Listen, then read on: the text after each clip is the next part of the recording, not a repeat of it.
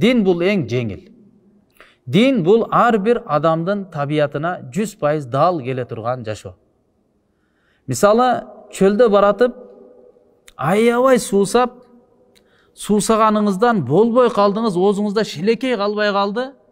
Эптеп-септеп өзүңүздү жоготойн деп көзүңүзгө андай мираждар көрүнүп, мындай карасаңыз бир ушундай таптаза бир тоннук суу көзүңүзгө көрүндү да. Шише идиштин ичинде турат да. Ледяной абада да. Аны көрүп алып туруп эптеп ошого жетип бардыңыз. Астыңызда мисалы кумдун ысыктыгы, үстүңүздөн күндүн ысыктыгы уруп атат. Ошол сууга барып туруп жеттиңиз. Сууну алып туруп анан кийин ичтиңиз да. Кандай ичесиз? Култ тура. Кандай бир жагымдуу, жеңил адамдын табиятына кирет да.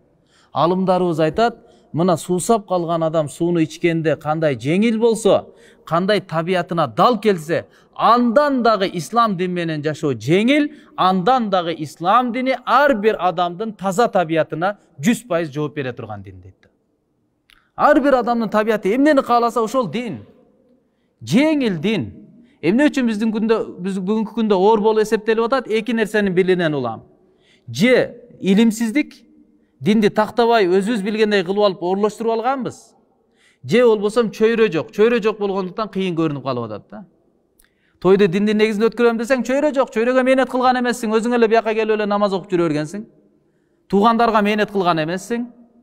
Анан кийин мына келди жакшылык жамандыкка келгенде элемне дейт, тигемне дейт, мындай кылабыз, мындай тигиндей кылабыз деп олтуруп, карасаң, чыгашаң ушундай болуп кеткен, кийин кредит алып кредит төлөп жүрөсүң да.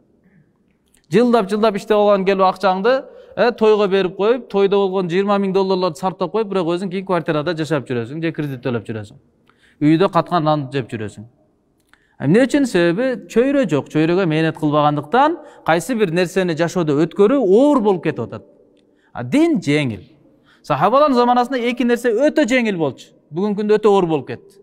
Эки нерсе өтө оор эле, өлсө өлөт эле, жан чыкса чыгат эле, бирок эки нерсе кылбайт эле. Бүгүнкү күндө адат болуп калды. Алардын заманасында жеңил нерсе эмне? Бирөөнү узатып коюу, же келин алуу, той маселеси.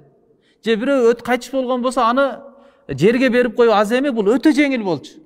Бирок динди сактап аткан себептен бүгүнкү күндө менебиз өтө оор болуп кетти. Түйшүк болуп кетти, өзүнчө эле бир түйшүк. 10-20 үй бүлө баш орто турган бир түйшүк болуп калды. Эки нерсе бар эле, арак ичүү, зина кылуу. Адам өлсө өлөт эле, бирок бул нерсени кылбайт эле. Бүгүнкү күндө жөн эле адат болуп калды адамдардын жашоосунда. Арак ичүү жөнөкөй эле, зина кылыш жөнөкөй эле бир көрүнүш болуп калды. Ошондуктан урматтуу угандар, дин бул жеңил нерсе. Дин бул ар бир адамдын табиятына дал келе турган нерсе деген ишенимди жүрөктөн кантып, толук динде иншалла мен жашаймын деш керекпиз да. Толук динде жашоого, толук динде жашай алдыңызбы, албадыңызбы, ал башка маселе. Бирок ишеним болуш керек, мен толук динде жашаймын деп тастыктап, ошону кабылдаш керекпиз мусулман болуш үчүнчү. Моюндаш керекпиз, толук динде жашаймын деп. Жок, намаз эле окуп турса боло берди да, алардын азы кандай, аз заманага дал келбейт десек, иманыбыз толбойт биздики. Толук дин ар бир заманада, ар бир адамга жашоосуна жеңил. Ушул ишенимди жүрөккө алып келиш керекпиз.